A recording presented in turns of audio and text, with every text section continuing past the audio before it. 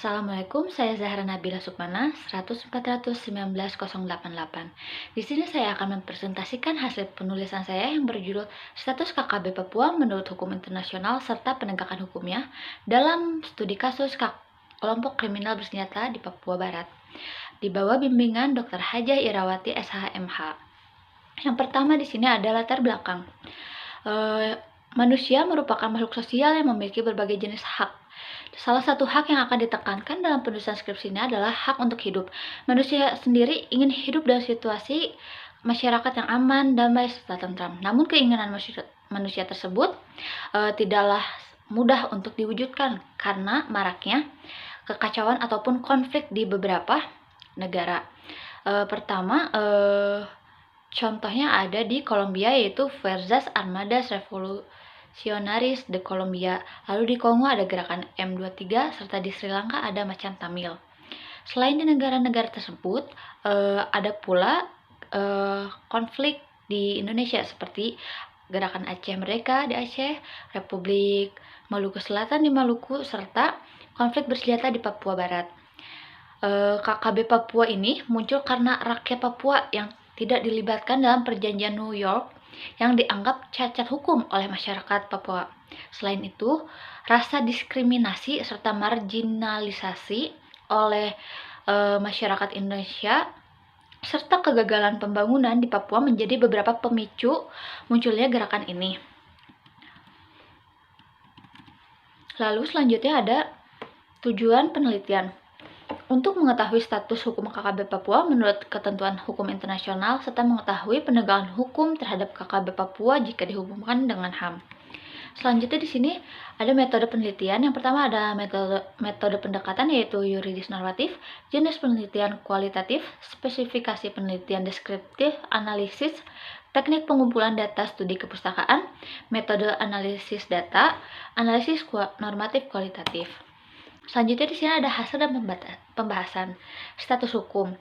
Papua merupakan salah satu wilayah di Indonesia yang mengalami konflik bersenjata atau dikenal dengan kelompok kriminal bersenjata atau KKB Papua.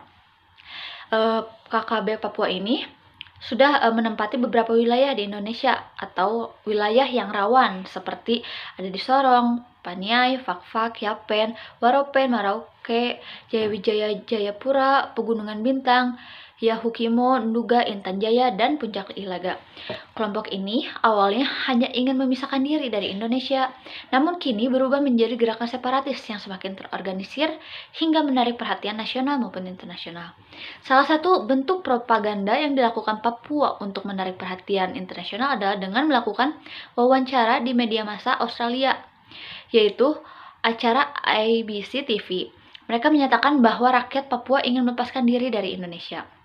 Hal tersebut membuat beberapa negara menyatakan bahwa beberapa negara tertarik dengan isu Papua, baik permasalahan pelanggaran HAM maupun mengenai penentuan nasib sendiri. Selanjutnya, adapun negara-negara yang mengakui kedaulatan atau mendukung Papua untuk pisah dari Indonesia adalah Kepulauan Solomon, Vanuatu, Kepulauan Marshall, Tuvalu. Lalu sementara itu hak menentukan nasib sendiri masih dipandang merubah dasar sistem hukum internasional tradisional, yang mana hal tersebut merupakan konsep baru hukum internasional yang semakin berkembang. KKB Papua ini merupakan pemberontakan yang menentang pemerintahan yang sah atau insurgen, yang kemudian dapat naik menjadi beligeran apabila memenuhi syarat. Seperti pertama, menduduki sebagian wilayah secara de facto, terorganisir, menaati hukum perang, serta memiliki ciri khusus. Lalu di sini belligerence ini termasuk ke dalam subjek hukum internasional, yang mana di sini hukum internasional memiliki kewajiban serta hak untuk ikut campur dalam permasalahan terkait.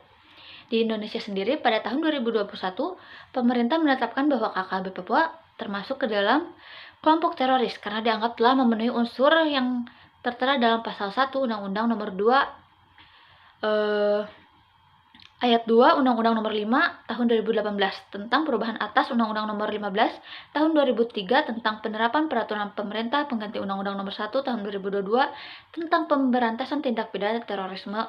Namun hal ini masih menimbulkan pro dan kontra, baik dalam negeri maupun dari luar negeri.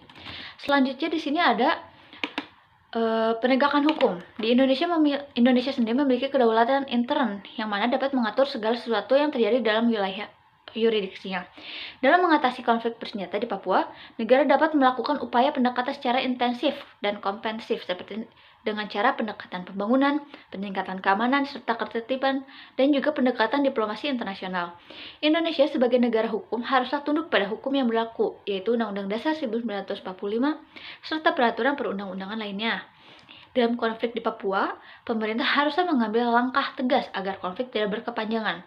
Di sisi lain, dalam upaya penegakan hukum, haruslah sejalan dengan hak asasi manusia. Yang selanjutnya ada kesimpulan dasaran. Yang pertama kesimpulan adalah KKB Papua memiliki status belligerence dan penegakan hukum dalam konflik ini dapat dilakukan dengan cara negosiasi atau damai serta penerapan sistem peradilan pidana yang berdasarkan pada pasal 106, 107, 108, dan 111 KUHP. Lalu di sini ada sarannya, pemerintah tidak tergesa-gesa dalam penentuan status hukum teroris kepada KKB Papua. Pemerintah harus lebih peduli dan merangkul rakyat Papua, serta pemerintah harus memberikan kejelasan penegakan hukum yang jelas agar penegakan hukum oleh aparat tidak ragu-ragu. Sekian presentasi dari saya. Wassalamualaikum warahmatullahi wabarakatuh.